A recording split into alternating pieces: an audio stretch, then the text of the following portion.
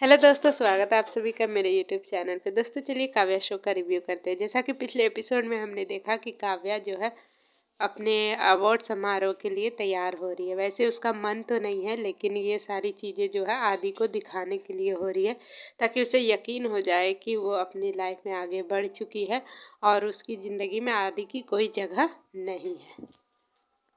और फिर उसके बाद काव्या जो है वो तैयार होकर फाइनली वो रेडी हो जाती हैं और ये सोचने लगती हैं कि मतलब मेरे जैसी पहली एक ऐसी लड़की होगी जो अपनी खुद की बर्बादी पर इतना सज धज कर तैयार हुई भी है।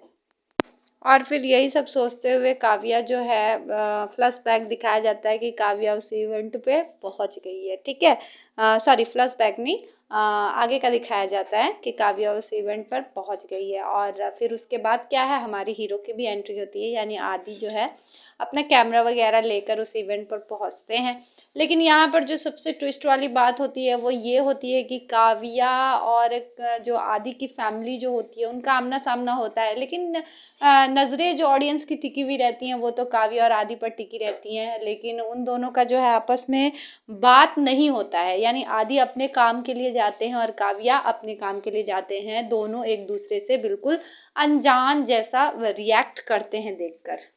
और फिर उसके बाद मैं आपको बता दूं कि जो आदि की माँ होती है वो काव्या को लेटर लिखना चाहती हैं। ठीक है, और फिर वो लेटर लिखती भी हैं, लेकिन यहाँ पर ट्विस्ट ये रहता है कि राधिका जो है वो लेटर लिखने के लिए काफ़ी ज़्यादा जिद करने लगती है कि आंटी आप मुझे दे दीजिए, मैं इस लेटर को लिखूंगी। हालांकि आदि की मम्मी जो है इस बात से कतराती भी हैं, लेकिन वो मान जाती हैं लेटर लिखने के लिए।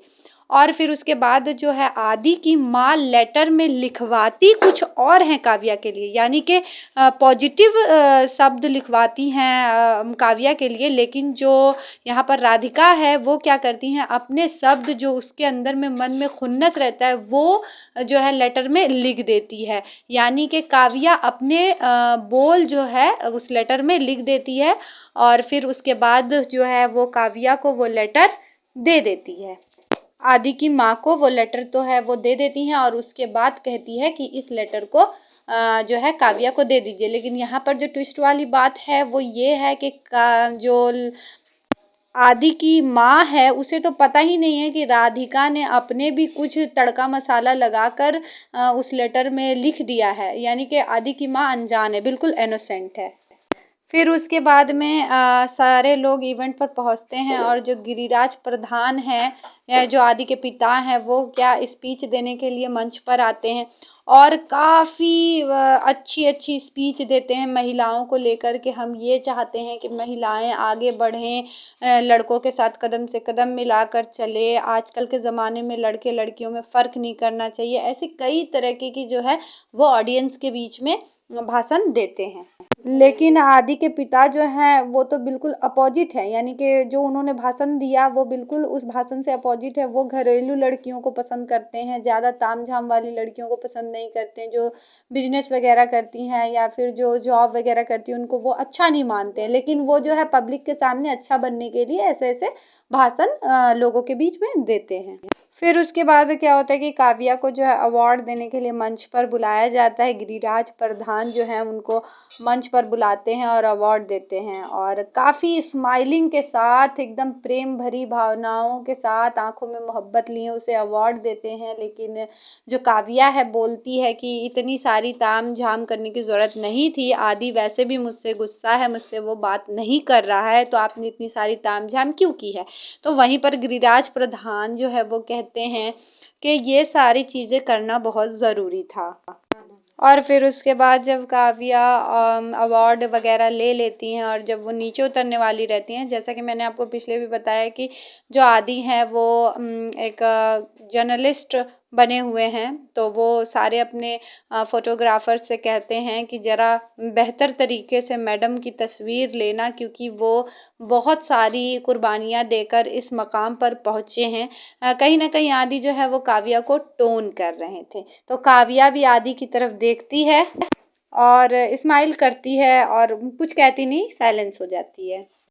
और वहाँ से निकलने के बाद दूर कहीं डस्टबिन उसे दिखाई देता है काव्या को, और वो डस्टबिन में उस अवार्ड को फेंक देती है। यानी कि देखा जाए साफ साफ तो काव्या इस अवार्ड से या इस मुकाम पर पहुंचकर खुश नहीं है, क्योंकि वो अपने लाइफ में आदि को चाहती है और आदि के बिना ये सब कुछ अधूरा है।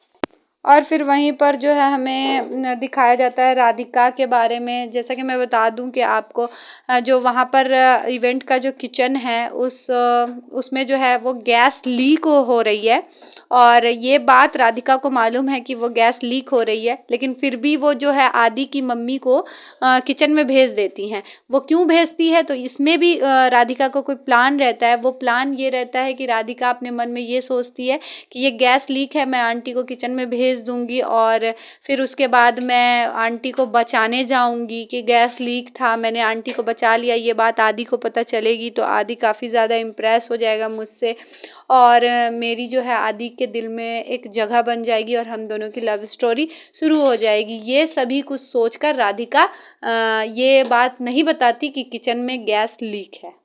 और फिर उसके बाद वहीं पर दिखाया जाता है कि काव्या जो है वो आंटी को मैसेज करती है कि यानी आदि की माँ को मैसेज करती है कि आप मुझे बाहर आकर मिलें। और फिर वो मैसेज देखकर आदि की माँ काव्या से बाहर मिलने के लिए जाती है, लेकिन उसे ढूंढते ढूंढते वो वही गैस लीक वाले किचन में पहुंच जाती है। लेकिन हमें इस शो में ये दिखाया जाता है कि वहाँ पर किसी ने माचिस की तीली लगा दी है, लेकिन ये नहीं दिखाया गया है कि किसने माचिस की तीली लगाई है, और वहाँ पर जो है ब्लास्ट हो जाता है और पूरी जगह आग लग जाती है, और आदि की मम्मी जो है आग में पूरी तरीके से घिर जाती है और बचाओ बचाओ पूरा चिल्लाने लगती है। तो वहीं पर जो राधिका रहती है तो वो भी शॉक्ड हो जाती कि इतना सारा आग, यानी कि राधिका ने ये एक्सपेक्ट नहीं किया था कि इतना ज़्यादा आग लग जाएगा। और वो मन में सोचती है कि अगर मैं इस आग में आंटी को बचाने के लिए कूद पड़ूं तो कहीं मैं ना जल जाऊं और मेरा फेस भी ख़राब हो जाएगा, मेरा इतना सुंदर त्वचा है वो ख़राब हो जाएगा। लेकिन जो है ये सारी चीज़ें काव्या नहीं सोचती है और आंटी को बचाने के लिए काव्या दौड़ पड़ती है। और फिर उसके बाद काव्या जो है आंटी को बचा भी लेती है उस आग से। लेकिन यहाँ पर ट्विस्ट ये है कि काव्या जब आंटी को बचाकर बाहर ले आती है तो काव्या जो है वो बेहोश हो जाती है, और काव्या का बेहोशी की फ़ायदा उठा करके राधिका जो है काव्या को कहीं एक जगह पर ले जाकर छुपा देती है। और उसके बाद जितने भी काव्या के जितने भी ब्लैकेट डस्ट वगैरह लगे हुए थे फेस पर, सारे चीज़ों को राधिका साफ कर देती है और खुद पर थोड़े बहुत कालिक वगैरह लगा लेती है और कहती है कि आंटी को मैंने इस आग से बचाया है। और वहाँ पर जितने भी लोग रहते हैं वो वही देखते हैं जो राधिका दिखाना चाहती है, और उसके बाद लोग राधिका की वाहवाही करने लगते हैं कि राधिका ने बहुत महान काम किया है और उन्होंने आदि की माँ को बचाया है। और फिर जब ये कुछ देर बाद जब काव्या सॉरी आदि की माँ जब नॉर्मल हो जाती हैं तो आदि पूछता है कि आप मतलब किचन में कैसे आ गई, इतनी आउटसाइड एरिया में आप कैसे आ गई। तो आदि की माँ आदि को बताती है कि मुझे काव्या ने मैसेज करके इस एरिया पर बुलाया था। वहीं पर मिसअंडरस्टैंडिंग क्रिएट हो जाती है और आदि कहीं ना कहीं मन में सोचता है कि ये सारी काव्या की चाल है या फिर एट ऑल कुछ भी। और वहाँ पर से जो है हमारा शो जो है नेक्स्ट एपिसोड में देखने को मिलेगा कि आगे क्या होता है। लेकिन मुझे कहीं ना कहीं ऐसा लगता है कि अभी आदि और काव्या में एक फाइट छिड़ने वाली है और आदि ऐसा समझेगा कि काव्या ने जानबूझकर वो गैस लीक वाले एरिया में मेरी माँ को बुलाया। वेल आपको क्या लगता है मुझे कमेंट बॉक्स में ज़रूर बताएं। और हाँ दोस्तों, रिव्यू करने में बहुत ज़्यादा मेहनत लगती है तो चैनल को सब्सक्राइब करें और सिंबल से प्यार करने वाले दूसरों से भी सब्सक्राइब कराएं। तब तक मैं मिलती हूँ आपको नेक्स्ट वीडियो में। Bye bye.